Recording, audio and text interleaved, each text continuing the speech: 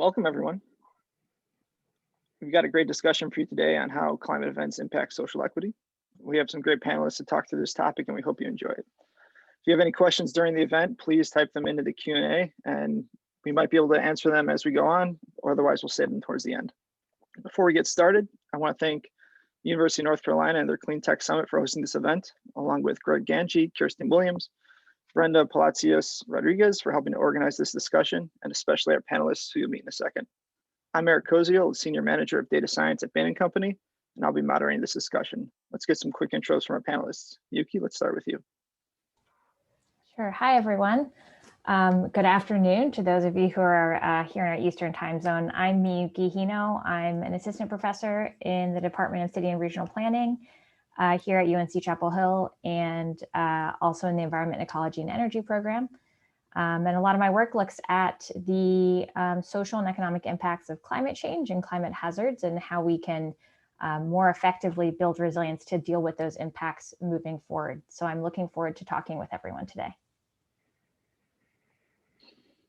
Beth? Yeah, sure.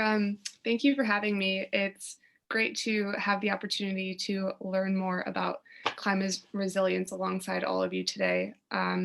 So I am one of the co-founders as well as the chief investment officer for a startup called Charm, which provides loans to entrepreneurs in developing countries that are selling clean energy products. So we provide loans that range from about 10,000 to 250,000 pounds.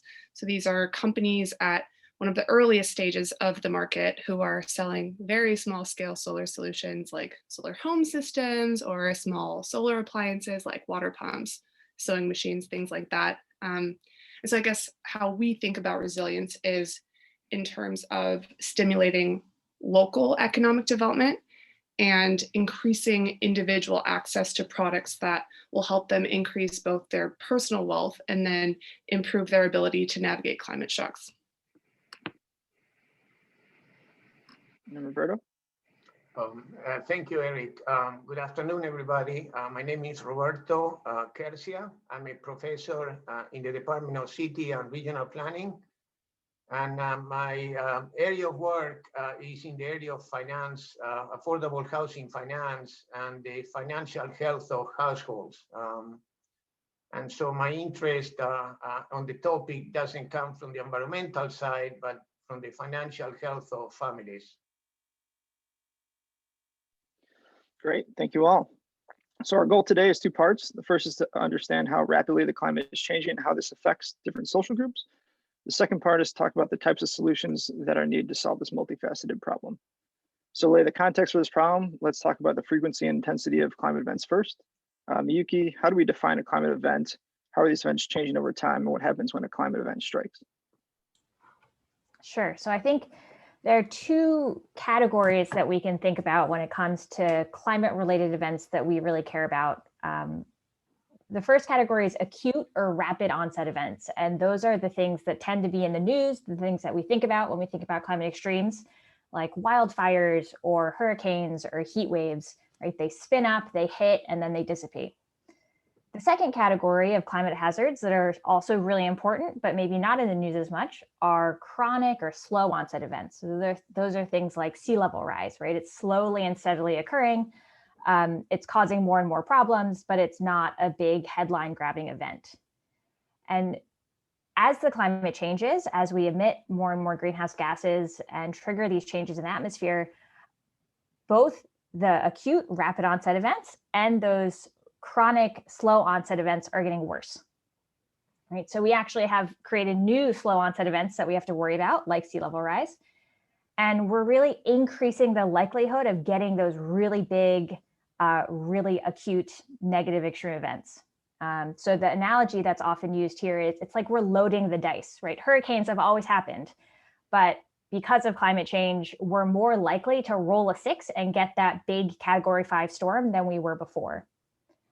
And the other thing that's worth thinking about or keeping in mind when we talk about climate change is that the changes we're causing in the climate system are really throwing just new unexpected changes our way. There was a really great article in the New York Times a few weeks ago about how the Gulf Stream might be slowing down. And that can wreak all sorts of havoc on both sides of the Atlantic, right? Throughout the Americas, it can change the hurricane season. It could change rainfall patterns in sub-Saharan Africa. It can change temperatures in Northern Europe. And these are kind of new threats that are emerging as we continue to emit greenhouse gases and change the climate. And so we know some of these threats are familiar and getting worse, and some of them are really new to us and emerging on the horizon. Thanks. And just to add to that, the UN recently put out a report that showed the number of extreme weather events doubled for the past 20 years compared to the 20 years before that, which I think aligns with what you were just mentioning. So with those events increasing in frequency and intensity, how are people affected in a disproportionate manner?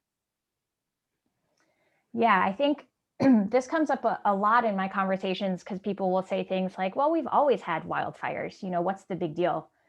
And I think there are three things that I like to point out in that situation. First, if we're going to get more regular frequent events, right, that makes recovery much, much harder. If you have just managed to rebuild your house and get settled again, and then another storm comes through and hits, that second one is much harder to recover from than the first. So the frequency is really important in that context. Another way in which this causes problems is, I don't know if any of you remember, but in late summer of 2017 and through the fall, we had Hurricane Harvey, Irma, and Maria hit all kind of back to back. And then we had massive wildfires out west in California. And genuinely, FEMA, the federal agency that's in charge of responding to events like this, they ran out of people to send to these places, right? They were taking people who had never had to be in this disaster response situation and sending them because they just didn't have the capacity to deal with so many ongoing events. And so sure, we can deal with one storm at a time, maybe. And even then, I'm not so sure about that. But all of a sudden, when you have these events popping up everywhere at the same time, it's a completely different challenge. And it means that our resources are spread a lot more thin, which is really problematic.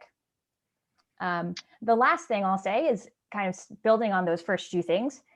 When you have repeated events with really limited or slow recoveries, that makes it a lot more likely that places just never get back to where they were before. And so you end up with communities that 50% of the population never returns, right? So you go through the step change in the way that a community exists and functions just because the recovery is so slow and there are so many environmental stressors that it's not about rebounding, right? They actually just end up in a completely different situation altogether. It can be really destabilizing.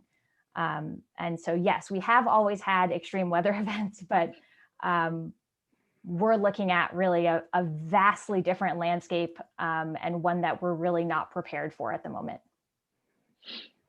That makes a lot of sense. And clearly it's a global issue. Since China, I think this past fall endured about $32 billion worth of flooding damages.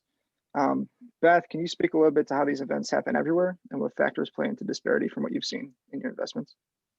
Yeah, sure. I mean, yeah, it's definitely a global issue, right? I think when a climate event hits, it just gets more expensive to do many things, and that's universal across geographies. But in regions that have weak infrastructure coupled with kind of multiple shocks, so maybe conflict, failed economies, and then like a drought, they're hit the hardest. So for example, when the droughts hit East Africa in 2011 and then again in 2016, harvest failed, food costs arose, leading to famine. Hundreds of thousands of people died and millions were forced to leave their homes. And the people who are forced to relocate are in one of the most vulnerable positions you can imagine. They're at, I guess, the mercy of other people's kindness and ability to help.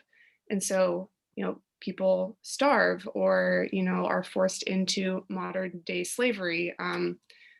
Women, especially, they're definitely disproportionately affected by this. 70% of people who are forced into modern slavery are women. female migrants also face, increased rates in gender-based violence and sexual assault. So yeah, I mean, the problems associated with these climate shocks are absolutely global. And the reality for many people is only going to get worse as the world heats up and these events become more frequent, unless we can figure out a way to help them improve their resilience and fast. Thanks. You bring up a good point about wealth. Roberto, I'm curious how these climate events or climate shocks really cause economic shocks and how it affects people differently across different levels of wealth. Yeah, that's a good question. The way as I was thinking to get ready for today, to me, a disaster is where hazards and vulnerability kind of interact. And you can have a tornado, and if I have an underground bunker, the degree of hazards may be high, my degree of vulnerability will be low. If I have the same tornado and I live in a mobile home, then my degree of vulnerability is quite high. So I think vulnerability to me is that predisposition to suffer damage. And unfortunately, these low-income housing and communities, households and communities of color tend to have the highest degree of vulnerability before any event happens. And so they tend to suffer disproportionately from any disasters, any hazard. Even a small storm can create huge, because that combination, if you have hazard times vulnerability, the vulnerability side of that equation is so big that it's really, for a small storm, it may take years and years to recover, if at all, for a family. Having wealth makes a big difference. It makes you less vulnerable. So let's say that you have a UNC administrator that lives in Governor's Club who decides to build a home on the coast here in North Carolina, and they suffer flooding because of a storm. That person may have suffered some damage based on the hazard, but the degree of vulnerability is quite small, which that probably is maybe a rounding error in their concerns. And so I think it's impossible, and I think we need to look at the issue of disasters, climate change, and all the what will come from it from a distributional perspective, and look at degree of vulnerability, not just environmental with poor infrastructure or inadequate storm management, but it's the financial vulnerability, the wealth, what you call wealth, or household to be able to recoup from one of those events, when in fact, they are not even stable before any storm hits. So as you will hear later about policy solutions, my feeling is that we need to think more broadly than environmental solutions.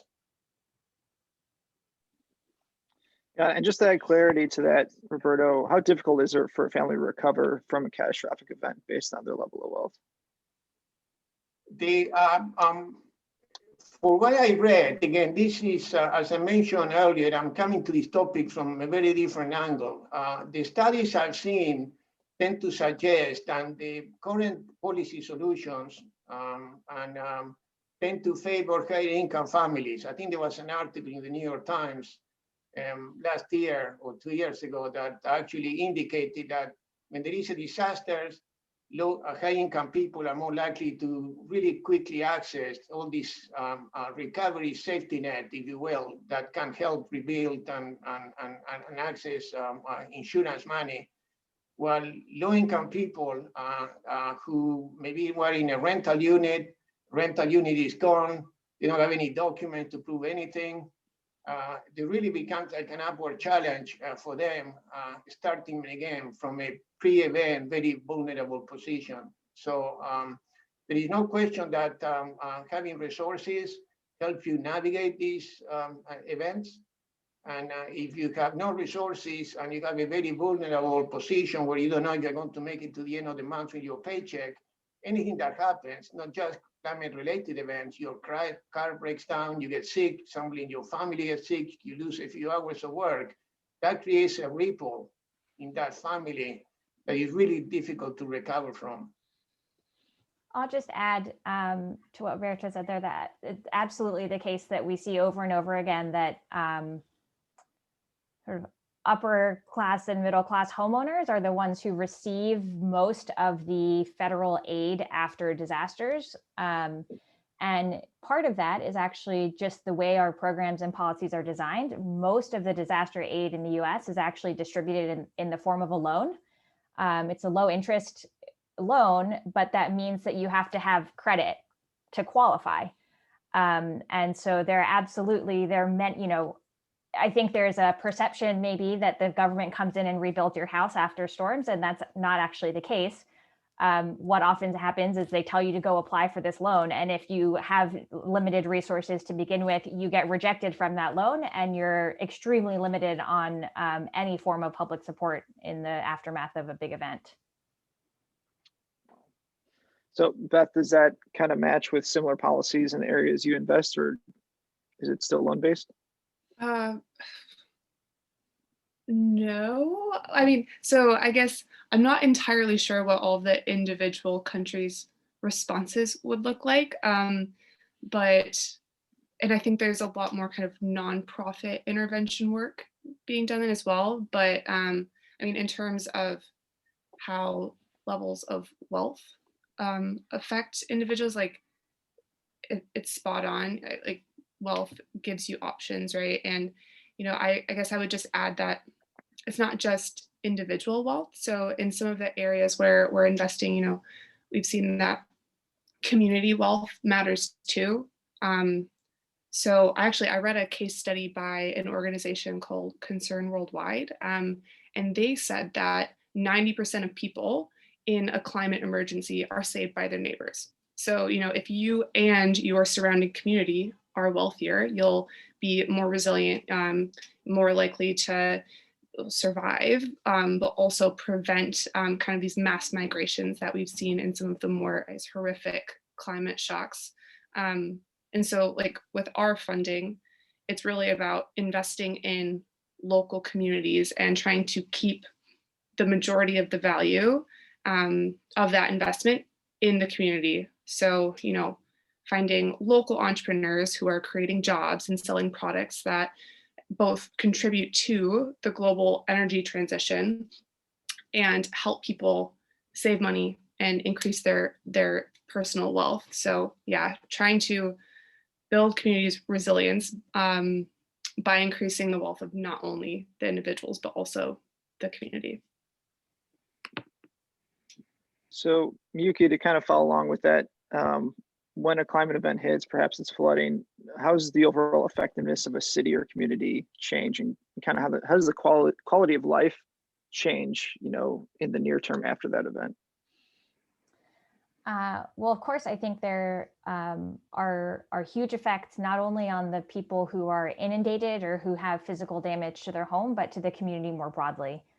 There, in many places, people's greatest resource, just as Beth said, is their neighbors, right? That the social networks, the connections that they have are fundamental to how they manage stresses, manage shocks to their daily life.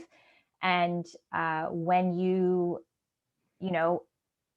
add in some extreme event that pushes out half of your social network and you're not really sure if they're ever going to be able to come back, that means that even if you didn't suffer damage in the form of, right, your house maybe experiencing some physical impact, your well-being and your ability to navigate future shocks is hurt by the fact that you've lost all of this social capital. And so I think there's a real importance in thinking about the community beyond just the people who are suffering the direct impacts, even though, of course, naturally, a lot of our attention does go to that geographic area and those neighborhoods. Got it. So Roberto, with that, is there anything that good societies do with these large wealth gaps, or do they do anything to prevent the loss of social capital from what you've seen? There are ways to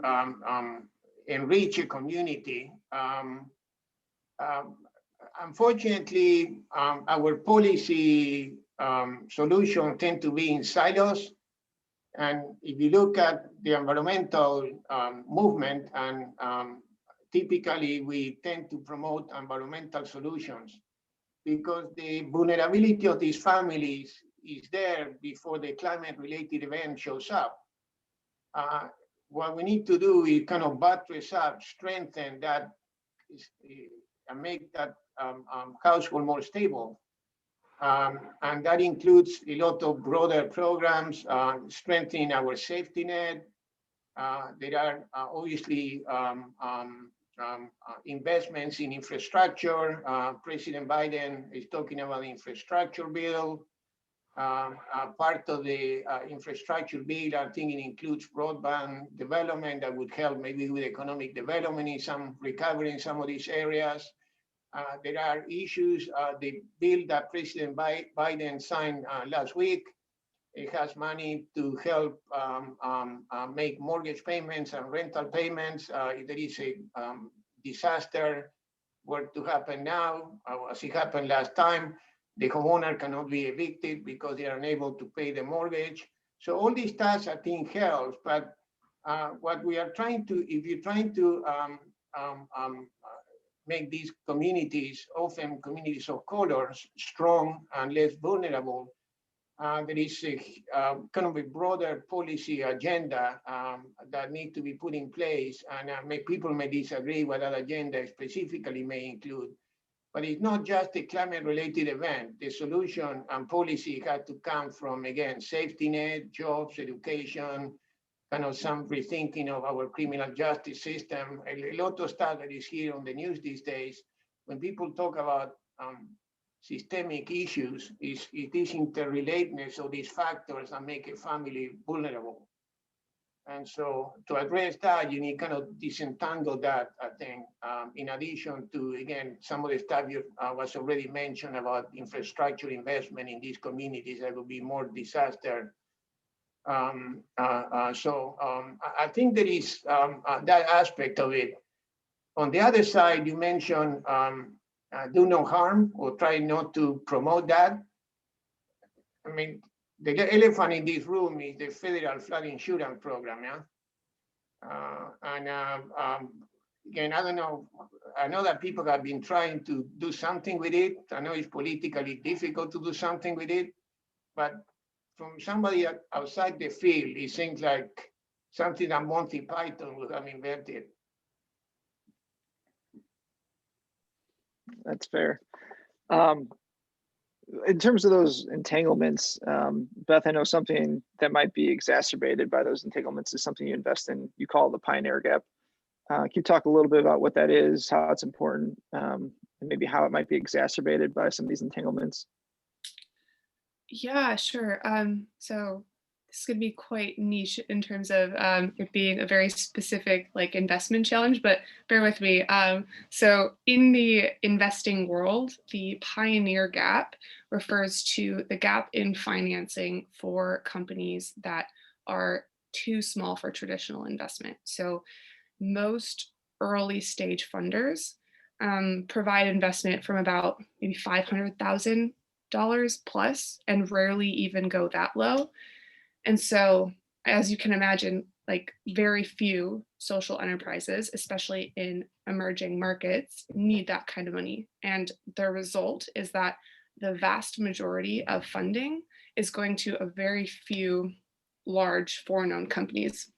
And so in the space where I work, off-grid energy, last year, for example, in 75% of all investment went to just 3 companies in 2023, right? And these are massive, massive foreign-owned companies. And so, you know, this is such an issue, both in terms of, I guess, the weakness of a market that is dominated by a few players, as well as, you know, the social inequities that are perpetuated when most of the funding is funneled into foreign, often white, often male entrepreneurs who are hiring foreign white management, and then most of the upside and the profits find their way back into Western bank accounts.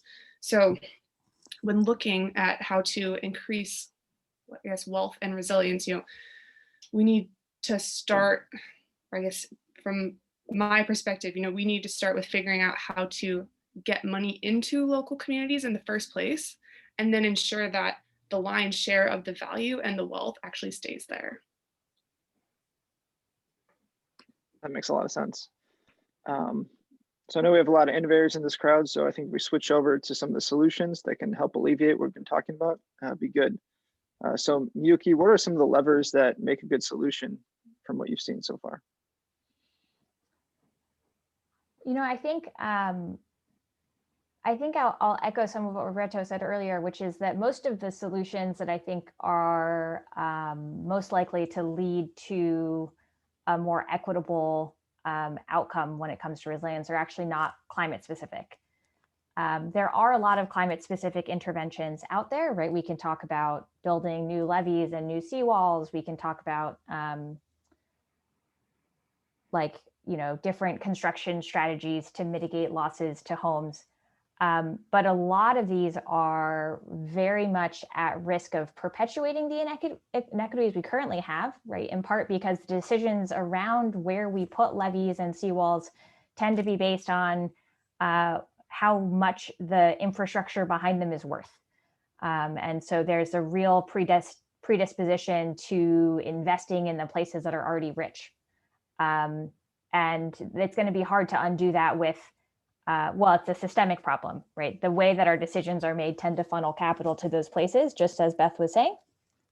So I think a lot of the things that are about the social safety net, we don't think of those as climate things, but they really are. They are climate things. And I think from my perspective, safe and affordable housing is probably the single most important factor for kind of protecting the most marginalized and vulnerable people. In many places, people who have least power end up in the most hazardous places. That's true in North Carolina, right, where some of the first independent, free Black communities, they're in very flood-prone places because that's where they were allowed to settle. That's true in developing countries where you have informal settlements, right, along really steep riverbanks and so forth, because nobody else wanted to build there, and that's the land that they had available to them. And so creating affordable housing in safe places, I think is like, we're not going to get anywhere if we don't do that. And it really gets exacerbated from shocks. I think one example, right, when there are big displacement events. So for instance, the Camp Fire in Northern California, all of those people evacuate and they go to the nearest town, like they go to the nearest town or city. And if there's no affordable housing there, right, what that demand does is it drives up prices for everybody. So it displaces people who were on the edge before, who lived in that town. And so having that buffer, having that ability to absorb people, whether temporary or permanent, in a way that doesn't negatively affect the rest of the vulnerable populations in existing places is really important. The other reason I would point to a stronger focus on well-being broadly, like not just climate related, is because a lot of things we do in the name of climate can make things worse. And so, for example, lots of people throw out there that like, we should just not have people living in these really dangerous places, right? This place floods all the time. We should just move them. And like, that sounds reasonable on its face. But what you actually might be doing is you're taking them away from their jobs, right? You're taking them away from the natural resources they depend on. And you might look at the project and say, great, they no longer live in a flood-prone place. But if they also no longer have an income, then right, we would rethink whether or not that project was successful. And so we've definitely seen over and over again that projects done in the name of climate risk can harm rather than help. And often that's because we're so focused on climate risk that we miss the bigger picture of all of these other things that improve quality of life. Gotcha. Keeps coming back to the monetary issue. So Roberto, are there any monetary programs or market conditions that contribute to a good solution? I think they are, and as Miyuki said, they tend to be broader than what we think more narrowly as environmental responses.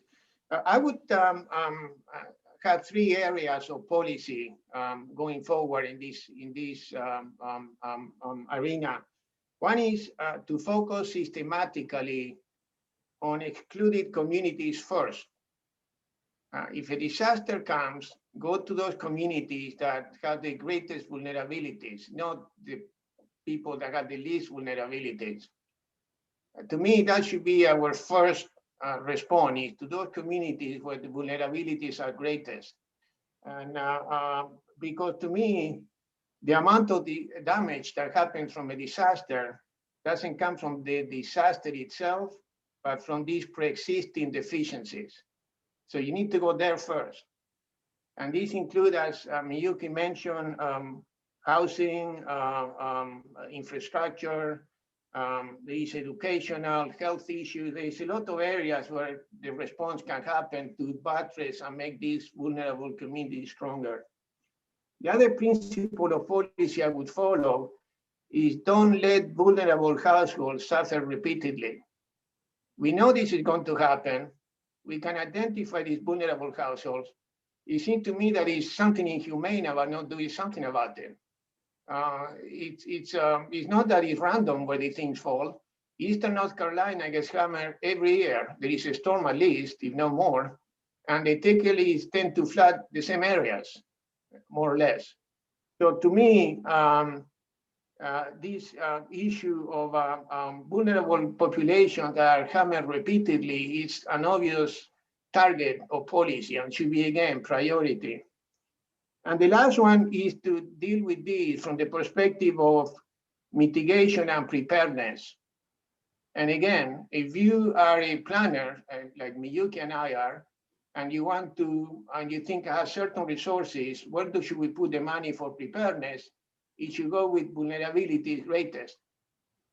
So to me, that's logical. And again, these include reimagining infrastructure, services, safety net in those communities. You may not have a program for the whole state, but those communities maybe can have special programs. There is a program that was national during the financial crisis called the Hardest Hit Fund, that was created based on a program in North Carolina that was put in place for communities that rely on the furniture business before you went to China or some other country. And this program helped homeowners in those communities previously working in the furniture industry pay for the mortgage while they went through retraining. It wasn't available everywhere. It had to be in those hardest hit communities. So my point is, investing in preparedness and mitigation in advance require, again, for us to think up broadly so that we make these vulnerable communities less vulnerable before the disaster comes.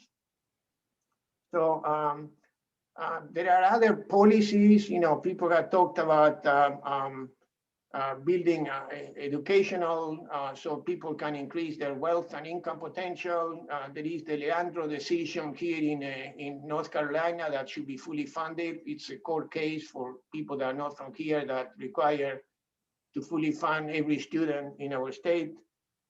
There are issues of access to healthcare. Many of these vulnerable populations have more asthma, diabetes, and other things because of lack of access to healthcare.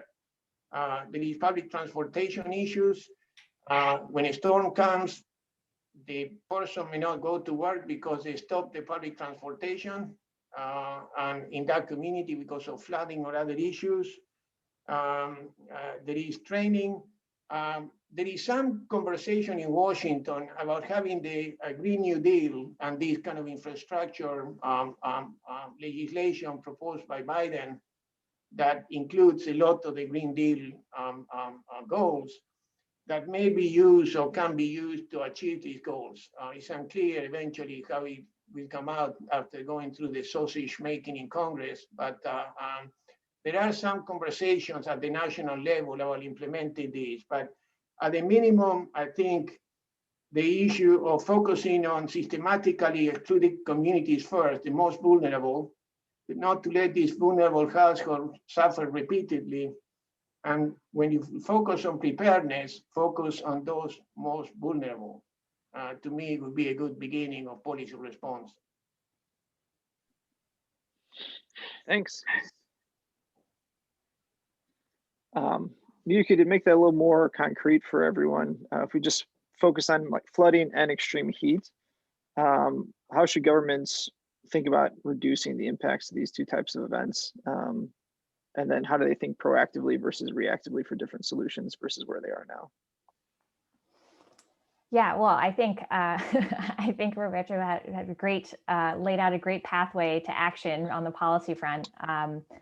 I do think, just to reiterate, the most important thing, I mean, or I don't want to say most, one extremely important thing, right, is that we as rapidly and as quickly as possible stop emitting greenhouse gases. That is, I spend most of my time talking about how we're going to deal with the changes that are going to come our way anyway, but we should make the problem as small as possible, right? Let's put less into the atmosphere so that we have to deal with smaller amounts of sea level rise, smaller amounts of warming, smaller degrees of change, because I think that's important to say first and foremost that we need to do that. And the payoff from that is going to happen later on, right? So we might not get that benefit immediately, but it's critically important for, say, 2100. We're looking at vastly different climates, threats, land uses, landscapes, depending on what we do today. So just, first and foremost, we definitely need to handle the emission side of things. On sort of coping with responses, I think, frankly, a lot of the programs policies that currently exist are blind to the differential vulnerabilities that exist in households. And I think there are slowly new emerging ideas about how to change that. And so, for instance, in FEMA's most recent funding issued to communities, one of the things that they did prioritize was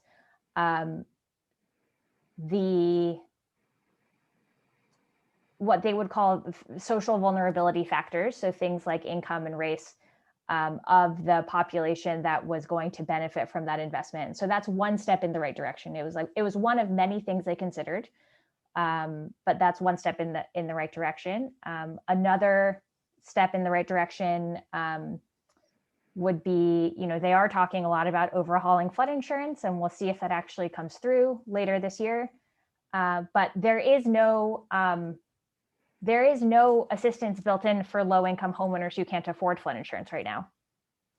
And so vouchers, means testing, ways that give low-income homeowners the same access to the protective measures that wealthy homeowners have, right? That's another obvious and near-term thing that could happen that would make a big difference. And then I think, tackling some of the bigger problems that we've been discussing, infrastructure deficiencies, disinvestment, lack of affordable housing, those are obviously big problems and they're going to take a long time to solve. But there are definitely just things in the way that we respond to disasters that can be better attuned to the fact that people are coming from different places. And we can't, I think people really like to think, I don't want to say like, people often say, hurricanes don't care if you're rich or poor, right? Like they hit everyone.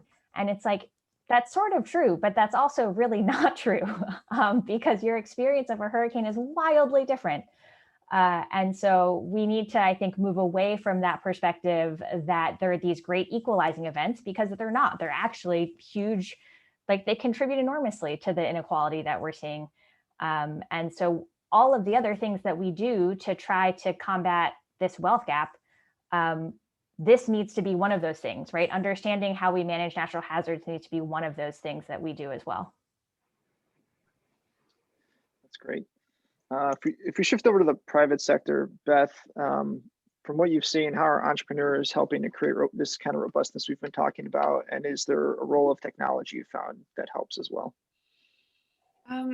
Yeah, definitely. So I guess particularly clean energy entrepreneurs are quite interesting because, I mean, selling these renewable products can play a role on multiple levels, both by, I guess, directly reducing CO2 emissions, but also by stimulating local economic development. So, even in the area where we operate, which is very, small scale solar, we're not distributing any like, I don't know, massive like wind farms or anything like that. That's going to like make a huge dent on emissions. But, even with these small systems, we've seen some pretty important impacts. So, I guess first I would say that these products are often cheaper than the status quo. So even providing a solution like solar helps people save money on their monthly energy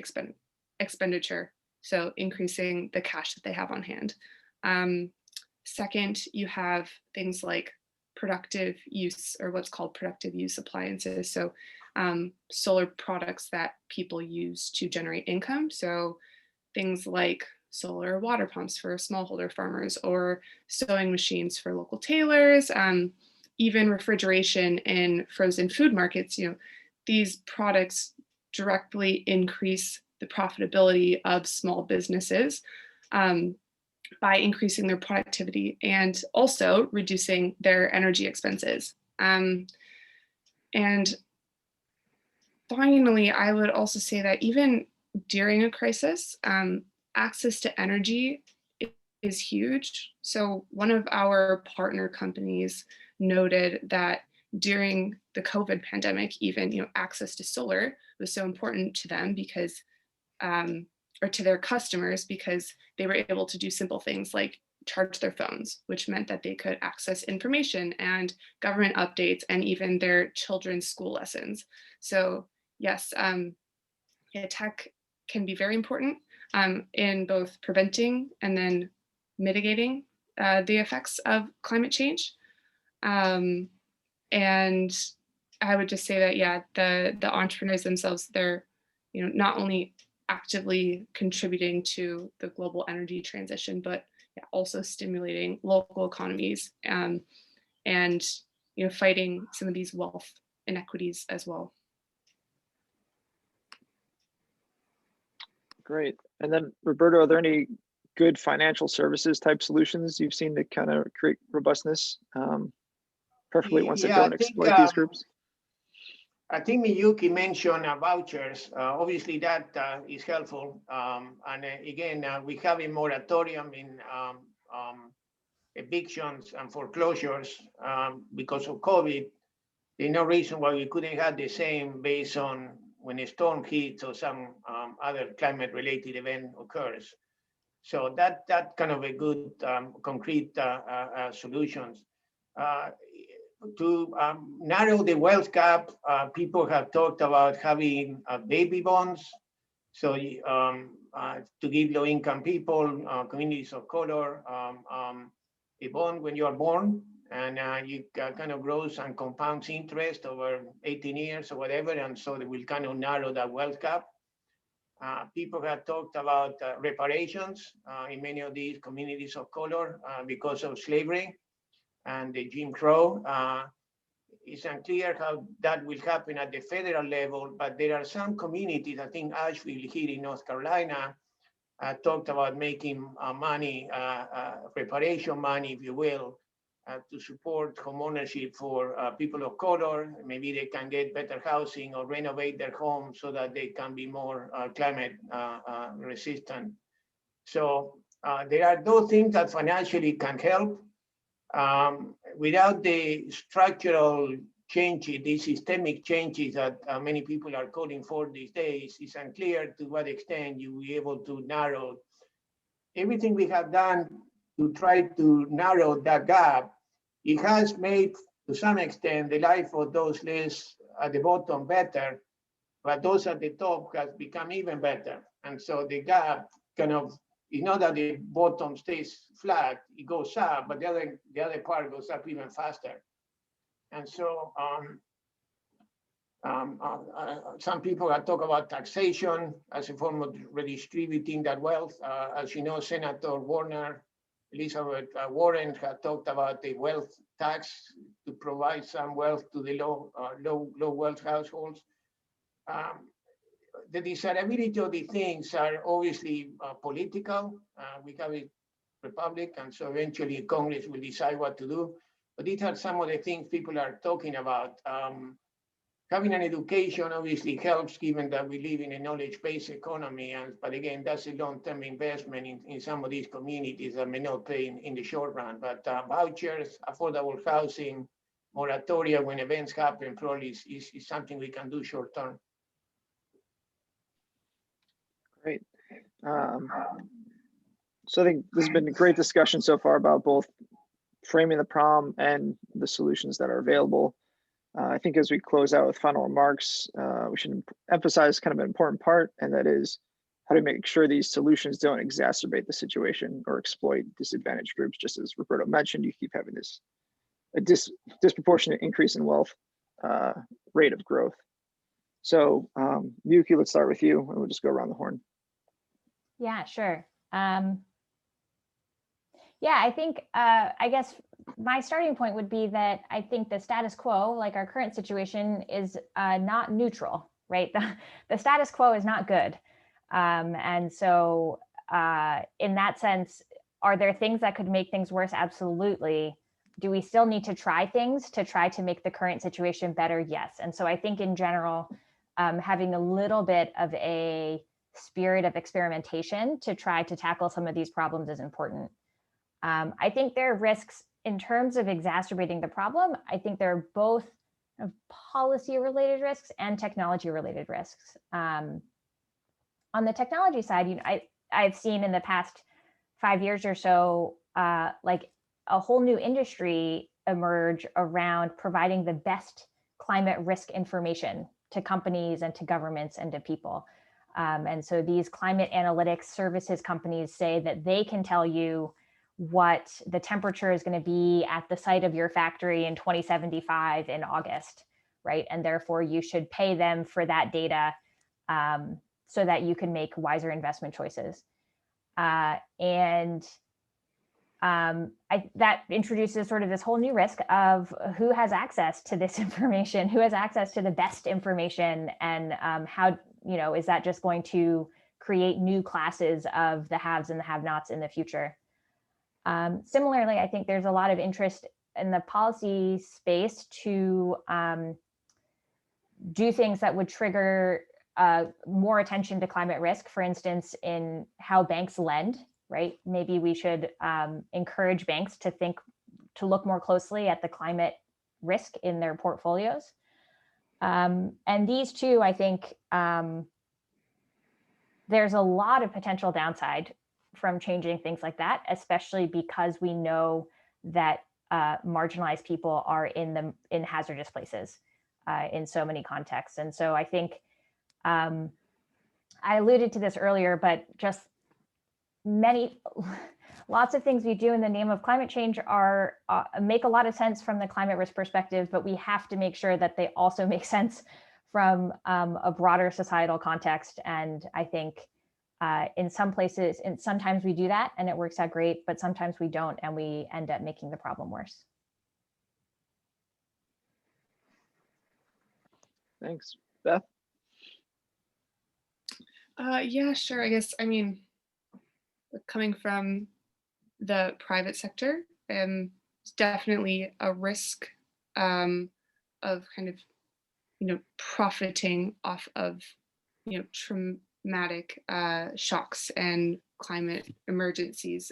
So I would just say, be smart. Like, not all public sector initiatives are actually helpful, and not all private initiatives are harmful. So I would just say, really, you have to question everything with a lot of these programs. And yeah, with private interventions in particular, just really ask yourself, is the project actively tackling this problem, or are they just paying lip service to it, or what I guess we call impact washing? And also ask, who is getting the most value out of this? Because especially in the investing world, right? I think a lot of times the answer to that is the shareholders or investors in certain companies. So really dig into, are the people who are benefiting the most the investors? Is it the entrepreneurs, or is it actually the community? And I think the private sector solutions that are actually impact driven and put the community at the heart of what they do will be more likely to be more effective in building resilience and reducing some of these social inequities that we're seeing. Yeah, greenwashing is a big problem. Roberto? Yeah, I think Miyuki and Beth said most of the important things that need to be said. So let me say some of the small things. I do think, broadly speaking, that we have had for a long time an environmental movement. I remember reading Rachel Carson's Silent Spring a long time ago. I think back, it's an old book, but I think to me that was the beginning of that movement. It was only relatively recent that we have what is called today an environmental justice movement. There is no reason these things should be one and the same. They are one and the same. And so to everybody that is listening, I would encourage to, when we talk about climate change, environmental issues, to put people first. The reason why this is an important issue is because it affects us humans and every other thing that was created out there. But we need to think of this not as an environmental problem that it is, but it's a people's problem. It's a personal human beings that suffer when this happens. And I think if we think about this in a personalized way, we'll be more likely to do something about it than if we think about it in the abstract of this being an environmental issue. I do believe that, like I said, that as Miyuki said, the status quo is what it is, but more of the same will not solve the problem. And so we need to really rethink what the approach, both policy and research that informs that policy. And again, my own bias, as I mentioned, is that it should be a people's-based kind of research and policy where we look at distributional impacts of these events by degree of vulnerability. Miyuki mentioned a vulnerability index. There are some of those out there. We need to do some more work in those to develop financial vulnerability indices.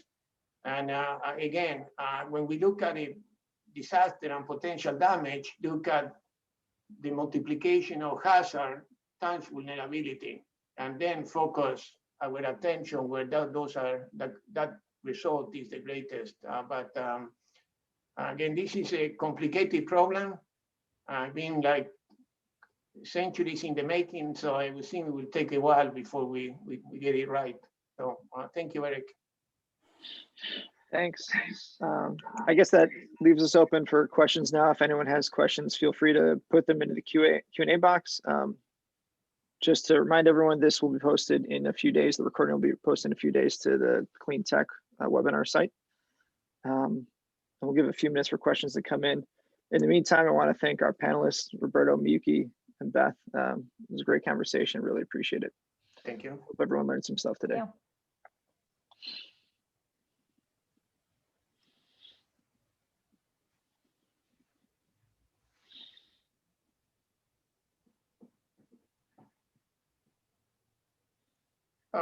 Nobody asked. Can I ask a question to Beth?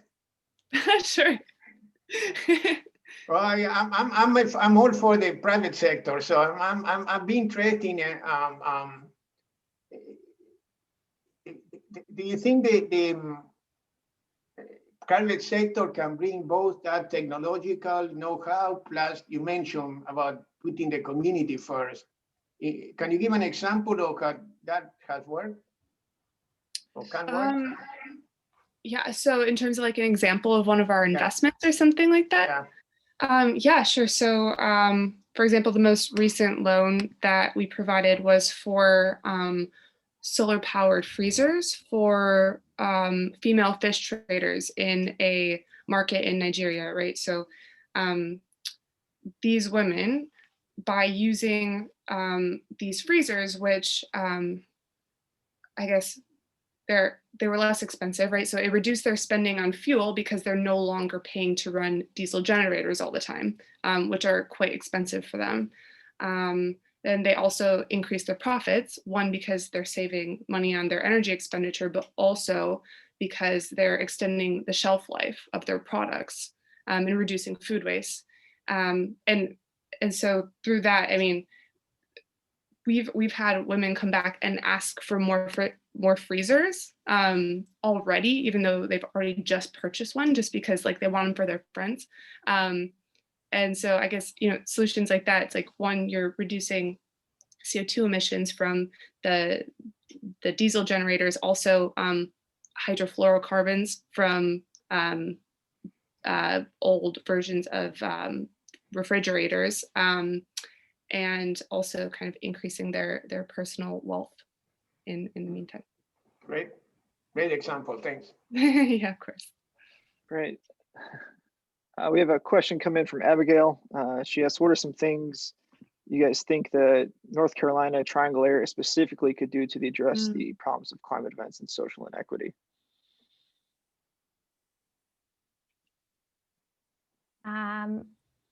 I can try to answer that. I think so. North Carolina recently created an Office of Recovery and Resiliency after, I think it was either Hurricane Matthew or Florence, I'm not sure which. And I think that office and the folks within it are very dedicated to the idea that Roberto has been talking about, which is the underlying vulnerability is the most important factor to be considering. And I think one of the problems that is true everywhere, not just in North Carolina, is that small towns don't have the resources to navigate the bureaucratic process to get federal money. And so there's even inequity in a city like Raleigh has a lot of people. They can apply for all these complicated grants and then they can administer the money. But all of these other small towns can't. And now that there's the state office that can take on a lot more of the administrative burden, I think that should make it easier for the money to flow to communities that haven't typically been able to access them. In terms of the Triangle area in particular, I know, I think there are both flood and heat related risks here. I would say things like urban greening efforts are ongoing in the Triangle area and are important for combating heat risks, but also threaten to gentrify areas. And so again, that's a place where we need to be really careful about how we tackle climate risks to make sure we're not making the problem worse. But, I think in general, the state has certainly turned a lot more attention to this problem in recent years. And so I'm hopeful that statewide and at local levels, we'll be able to put more resources into, especially the people who haven't been able to access these resources historically. Great. I think we have time for one or two more questions as they're coming in. So for those in the audience that are in roles or companies that don't directly work with climate shocks and social inequity, what are some things that they can do to contribute to solutions, or whether it's volunteering or helping communities or something else?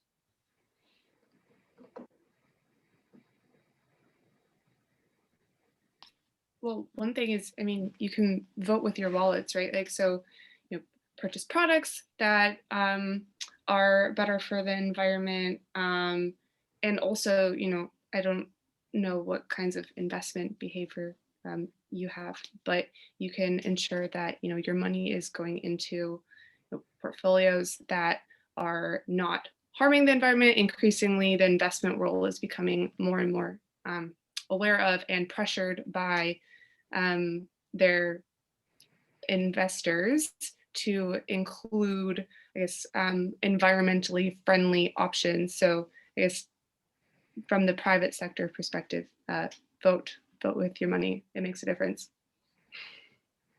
Yeah, I think probably that's a good idea. There is some conversation in the business world. I don't know. Every year, people meet in Davos, Switzerland, all these big honchos of finance and economics, including our chairman of the Federal Reserve, chairwoman. They've been taught to move from shareholder value to stakeholder value in corporate world. And what this means is that the corporation, the CEO and all the executives are not just have the responsibility to their shareholders, but to all the stakeholders. And that includes communities and where they operate and in a more broad sense. Some have started developing indices of how stakeholder-oriented some of these corporations happen to be. I assume it will be more widespread in the future. And so, as Beth mentioned, it may be possible that people will choose to do business with companies that have a more stakeholder orientation than a shareholder orientation. But that's something that corporations could do as they, buy supplies and other things they need to run their operations to buy from companies that share the same kind of values. Great. One other question we had come in, Miyuki, that might be best for you, is really how do you address the housing needs of the vulnerable in areas that are prone to flooding associated with climate change? How do you balance between relocation versus rebuilding? Who funds it? Maybe this gets to the idea you have around managed retreat as well. Yeah, the issue of affordable housing is tricky, even without disasters in the horizon. It's difficult. I don't know if any of you have tried to buy a house or know somebody that has tried to buy a house recently. It's almost impossible. The supply is very limited and it's really expensive. With regard to housing, we have, unlike other countries, we rely for the most part, in the private sector to provide affordable housing. And they do that through the process called filtering. And so what this means is that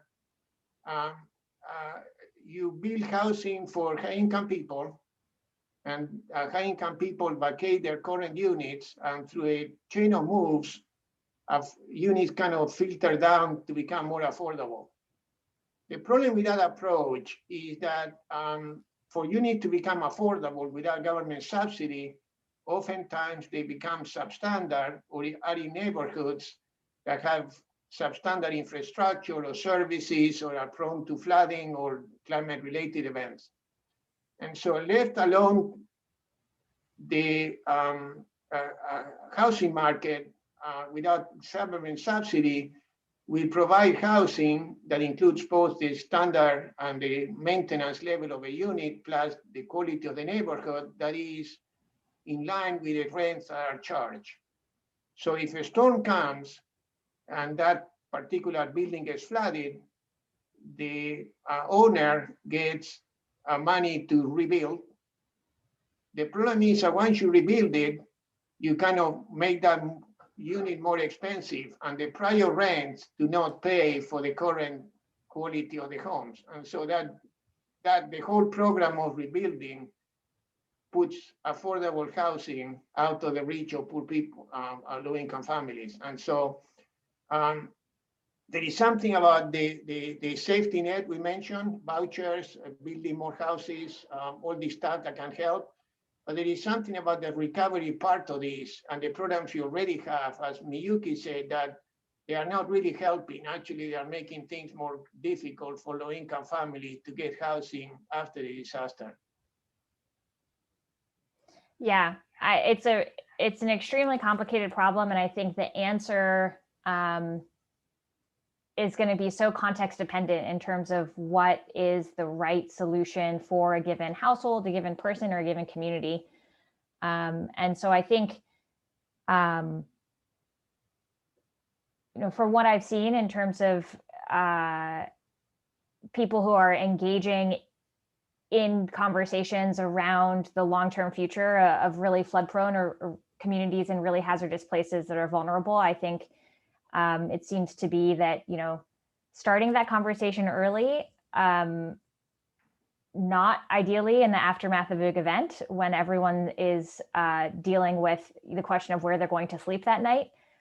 So start that conversation early and create options, right? As much as possible, kind of respect people's and empower people's right to self-determination, to understand what they want, what they think is best for their family, and how we can support that.